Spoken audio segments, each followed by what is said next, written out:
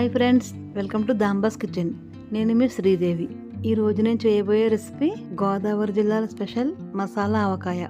ఈ మసాలా ఆవకాయ ఎలా తయారు చేయాలో చూసేద్దామా మరి. ఆవాలు, కల్లుఉప్పు ఎండలో పెట్టుకోవాలి. ఆవాలు బాగా ఎండిన తర్వాత ఇలా మెత్తగా పొడి చేసుకోవాలి. ఈ ఆవపిండికి పెద్ద ఆవాలు తీసుకుంటే బాగుంటుంది. ఈ ఆవాలు ఎండలోంచి తీసిన వెంటనే కాకుండా కొద్దిగా చల్లారిన తర్వాత మిక్సీ పట్టుకోవాలి. అలాగే కల్లుఉప్పు కూడా మెత్తగా మిక్సీ పట్టుకోవాలి. వెల్లుల్లి రేకలకు కొద్దిగా నూనె రాసి ఒక అరగంట ఎండలో పెట్టుకోవాలి. అరగంట ఎండిన తర్వాత చేతితో ఇలా నలిపితే పొట్టు సులువుగా ఊడిపోతుంది. 1 టేబుల్ స్పూన్ మెంతులు, 1 టీ స్పూన్ మిరియాలు, 1 టీ స్పూన్ యాలకులు, 1 టీ స్పూన్ లవంగాలు, 1 టీ స్పూన్ దాల్చిన చెక్క చిన్న చిన్న ముక్కలుగా చేసుకుని ఎండలో పెట్టుకోవాలి. ఈ యాలకులను ఇలా లైట్గా దంచి ఎండలో పెట్టుకోవాలి. ఇవి గొల్లపురోలు మిరపకాయలు. వీటిని ఎండలో పెట్టి ఇలా మెత్తగా మరపట్టించుకోవాలి. దీనినే గొల్లపురోలు కారం, పచ్చకారం అని కూడా అంటారు. ఈ ఆవకాయ మామిడికాయలు నీళ్ళల్లో వేసి శుభ్రంగా కడిగిన తర్వాత ఏదైనా ఒక కాటన్ క్లాత్తో తడి లేకుండా తుడుచుకోవాలి.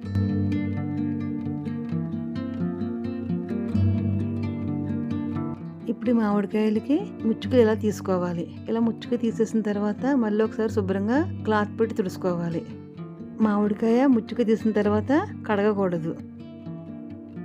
ఇప్పుడు మామిడికాయల సైజుని బట్టి మనకు కావాల్సిన సైజులో ముక్కలుగా కట్ చేయించుకోవాలి. మనం కాయలు కొనేటప్పుడే క్లాత్, వాటర్ తీసుకెళ్ళిపోతే అక్కడే కడిగేసి కట్ చేయించేసుకోవచ్చు.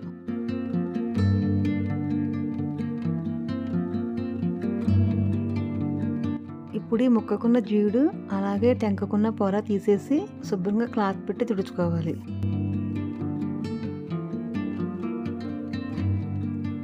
ఈ ముక్కలకు మొత్తం అంతా టెంక ఉండాలి. ఏమైనా టెంక లేని ముక్కలు ఉంటే పక్కకు తీసేయాలి. ఇలా ముక్కలన్నీ తుడుచుకున్న తర్వాత ఏదైనా ఒక గిన్నె తీసుకుని ఇలా నిండుగా వేసి కొలుచుకోవాలి. నేను 12 కాయలు తీసుకుంటే ఇలా నిండుగా 4 గిన్నెల ముక్కలు వచ్చాయి. ఇప్పుడు ఈ ముక్కల్లో 2 టేబుల్ స్పూన్లు నూనె వేసుకుని ఈ ముక్కలు మొత్తం పట్టించాలి.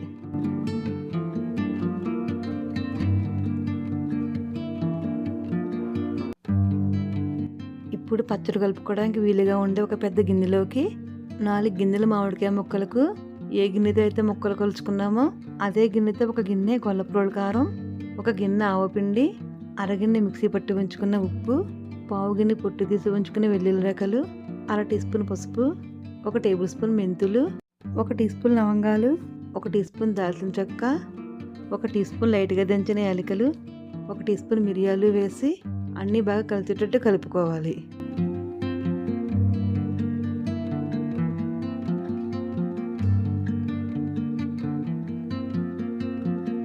అదే గిన్నెతో 1 గిన్నె వేరుశనగ నూనె కానీ నువ్వుల నూనె కానీ తీసుకుని సగం నూనె వేసుకుని ఒకసారి బాగా కలుపుకోవాలి.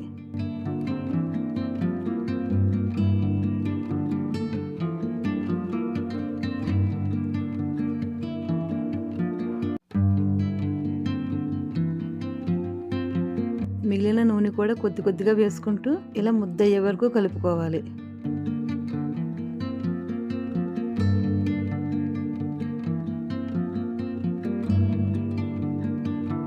ఇలా బాగా కలిపిన తర్వాత ముందు నూనె రసం ఉంచుకున్న మామిడికాయ ముక్కలు వేసి ఈ మసాలా అంతా ప్రతి ముక్కకు పట్టేటట్టు కలుపుకోవాలి. ఈ పచ్చడి పాడవకుండా ఎక్కువ రోజులు నిల్వ ఉండాలంటే ఈ పచ్చడికి వాడుకునే ప్రతి వస్తువు తడి లేకుండా తుడుచుకుని ఎండలో పెట్టుకుని వాడుకోవాలి.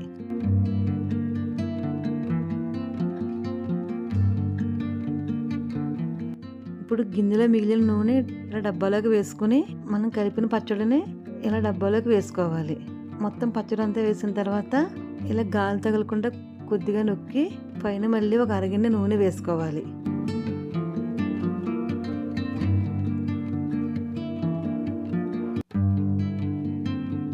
ఇప్పుడు గాలి తగలకుండా మూత పెట్టి 3 రోజులు అలా వదిలేయాలి. 3 రోజుల తర్వాత మూత తీసి ఈ పచ్చడినంతా గిన్నెలోకి వేసుకోవాలి. ఈ పచ్చడంతా ఒకసారి బాగా కలుపుకొని ఉప్పు, కారం చూసుకోవాలి. ఏమన్నా తక్కువైతే ఇప్పుడు వేసుకోవచ్చు. ఇప్పుడు కొద్దిగా నూనె వేసుకుని పచ్చడంతా మళ్ళీ ఒకసారి బాగా కలుపుకోవాలి. 4 గిన్నెల ముక్కలకు మొత్తం 2 గిన్నెల నూనె పడుతుంది.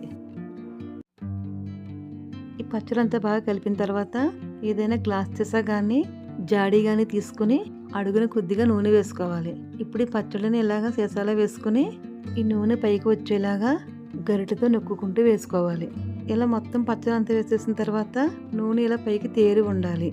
ఎప్పుడు పచ్చడి తీసుకున్నా కానీ నూనె ఇలా పైకి తేరి ఉంటే పచ్చడి పాడవకుండా ఉంటుంది. ఇప్పుడు ఈ పచ్చడికి గాలి తగలకుండా మూత పెట్టుకుని స్టోర్ చేసుకుంటే సంవత్సరం వరకు పాడవకుండా ఉంటుంది. చూస్తేనే నోట్లో నీళ్లు ఊరిపోయే మసాలా ఆవకాయ రెడీ. నా వీడియో కనుక మీకు నచ్చినట్లయితే లైక్ చేయండి, షేర్ చేయండి, సబ్స్క్రైబ్ చేయండి.